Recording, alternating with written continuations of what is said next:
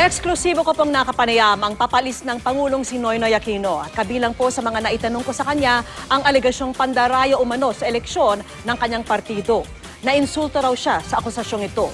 Ano naman kaya ang mensahe niya sa papalit sa kanyang si President-elect Rodrigo Duterte? Narito po ang aking panayam. Sir, how do you feel about saying goodbye to this office? Ano? Good riddance ba? Or mamimiss nyo rin kahit papaano? Well, siguro in a sense, you see a problem. When I came from the legislature, there was a point I was asking myself, should they still continue? It seems like you kept on hitting your head on the wall and you really couldn't achieve anything. Here, obviously, the chief executive can do a lot of things. And I think we've done a lot of things. Sa lahat ng achievements nyo, saan ho kayo pinaka-proud? If I were to put it out in one sentence, palagay ko yung attitude ng tao. And the way I try to explain it. Di ba bago tayo naupo, parang I'm sure GMA had a lot of stories of people wanting to leave the country. Baka twice a week, 3 times a week. Parang no matter where you look at, the ultimate ambition was to get out of the country. Dati parang government inutil, wala tayong maasahan, na natin intindihin, pambuisin na. Ngayon parang bang government should do everything. And preferably done it yesterday. How do you feel about passing on the government to Rodrigo Duterte? I made a vow, I will not comment on my expectations. Yes. Why would you rather not comment about your successor? Siguro tulong ko na eh. Mabigat na trabaho talaga to. No? Yung, di ba, ikaw na nagsabi, lahat ang banat sa akin bago ako naupo, habang nakaupo, siguro pagtapos ko nakaupo, yung nakaka-distract do sa governance. Pag yung umabot na yung point na lie repeated often enough, na kailangan sa harapin at sagutin. You have to ask, could we have spent that time more profitably in the service of our people instead of responding to these useless comments? Yeah? So dito, my mother had this idea of unsolicited advice. And ako naman, dama ko talaga ngayon na nandito ako, na bigyan natin yung taong time to acclimatize. Bigyan naman natin yung mangyari, desisyon na nakakarami sa ating mga kababayan, siya ang Pangulo natin, parang isang bansa natin, tulungan natin. Sa akin siguro, pinakamagaan na tulong pwedeng gawin, yung kung panghimasukan yung kanyang governance. But you do want him to succeed, of course. Ba, palagay ko, klaro na yung retirement ko pag nag-succeed siya. What did you mean by klaro ho yung retirement niyo? What is the reverse, no? People start saying na, nung panahon mo, pwede ganito, pwede ganyan, itong tulong, itong ayuda, itong ano. And I'm not prejudging my successor, no? But what if he stops any of these things that we are so proud of? Yung tulong sa 4.6 million households with PPP, yung 4Ps rather, yung no balance billing ng bottom 2 quintiles for the health issue, you can go on and on, yung good rapport natin with all the investors, that's why we're beyond 50.5% of all PESA investments. 50.5 as of December 2015 of all PESA investments happened under our watch.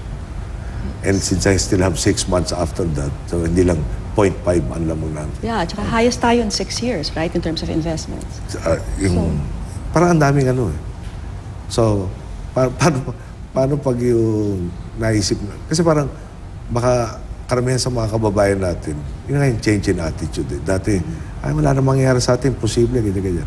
Ngayon naman, ginagawa ng gobyerno to, pero kailangan may ganito pa at may ganyan pa. So, paano kung hindi na-fulfill lahat ng expectations or marami ng expectations? At magtawag naman, kayo kailangan namin ulit.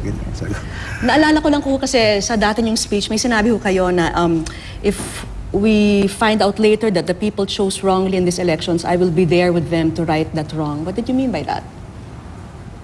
Hindi ko na maabandano sila. Yung right or wrong, these are my bosses. So kahit na wala na ho kayong sa pwesto, what role do you intend to take in that administration? In the next administration? Yes. Nothing but an observer, hopefully, that they're doing everything right. Di ba? That if at all, you join the chorus applauding their successes. Katakot-takot na unuso ang kinailangan yung harapin. Meron yung Luneta Bus Hostage Crisis, Mama Sapano, Yolanda. How did you handle all that? Pag nire-revisit nyo yung mga nagawa nyong desisyon dati, meron ba kayong mga pinagsisisihan?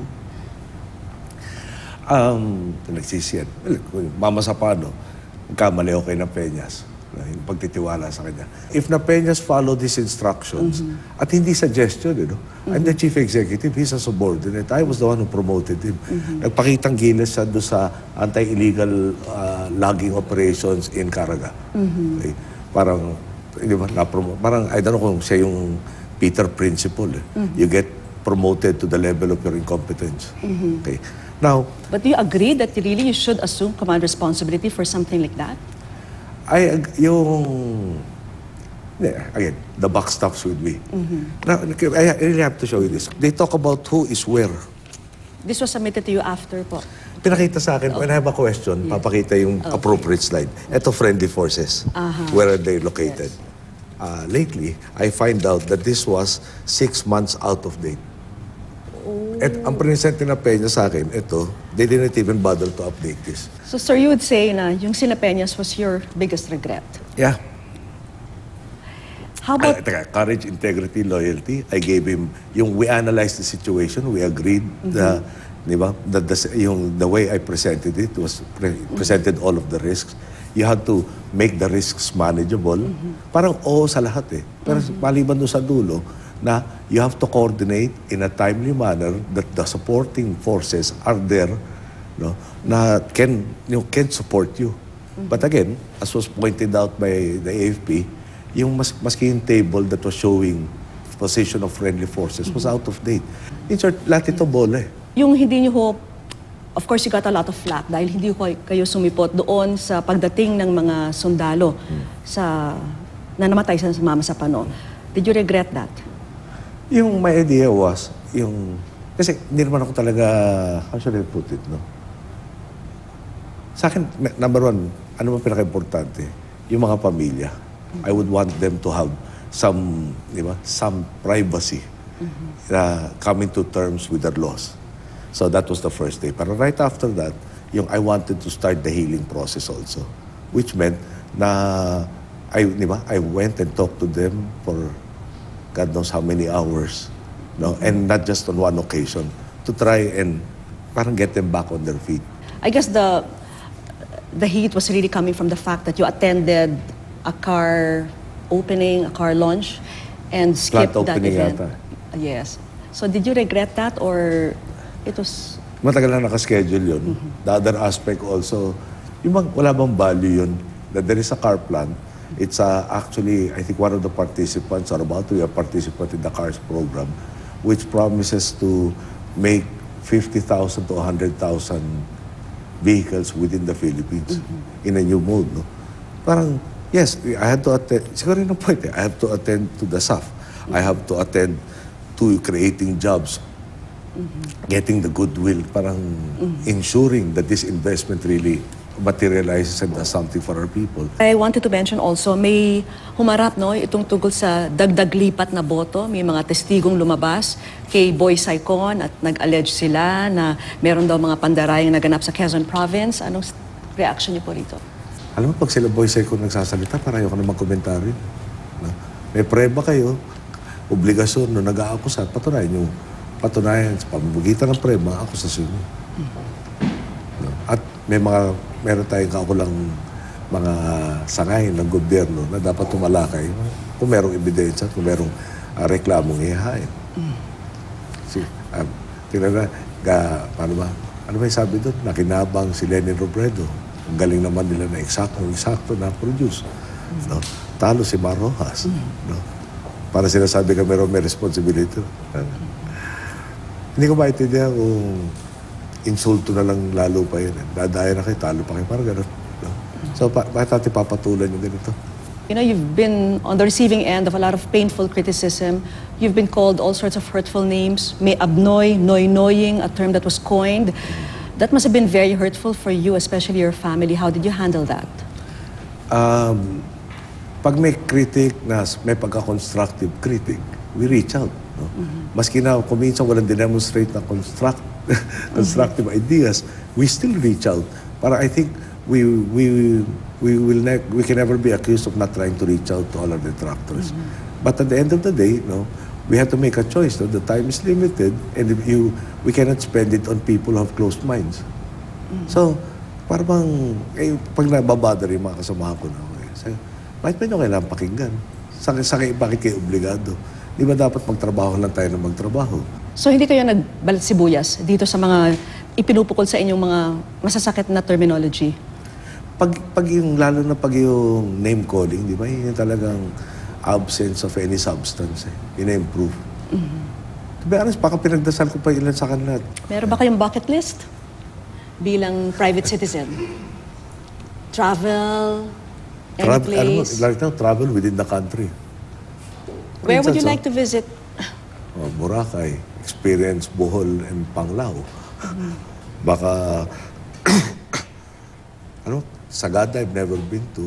How about traveling any place with your family? You keep mentioning your family. They've been with you all this time. Ewan ko lang kung ano. Mahirap yata i-announce yung baka maisipan ni Chris. The boys will love to be with you for the next 6 months. Okay? So you seem like you'll make a good dad. Do you ever think that will happen? Sabi ko na 24 ako on or before 24 yata and maximum 4. Nung hindi nangyari yun, on or before 30. After that, sabi ko, hirap yata itong on or before na to, bahala na. Para if it comes, it comes. But would you like that? Would you like to experience being a father? Hindi, pero kumpletohin ko na. No? I find the wife who gives me the children Oo nga naman. to whom I can be the father. Ano bang hinahanap nyo dyan sa wife na yan? Baka makatulong ho tayo. Susulat ko na lang sa'yo, text mo. Last message to the Filipino people? Di ba parang, given enough time, no? Parang niniwala ako, makikita ng sambayanan na talagang malayo-layo na ang narating natin mula saan tayo nag-umpisa. At hindi ko sinasabi ito para sabihin yung thank you sa akin.